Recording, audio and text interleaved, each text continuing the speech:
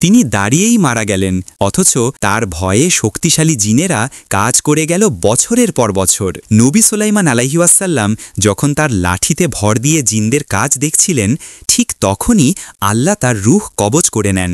কিন্তু তার দেহটা সেভাবেই দাঁড়িয়ে রইল, পাহাড়ের মতো অটল। জিন আর শয়তানের দল, যারা নিজেদের অনেক জ্ঞানী ভাবত, তারা ভয়ে এতটুকুও কাজ থামাল না।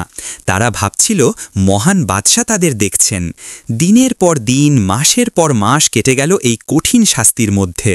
অবশেষে আল্লাহর হুকুমে এক সামান্য উইপোকা সেই লাঠিটা ভেতর থেকে খেয়ে ফেলে।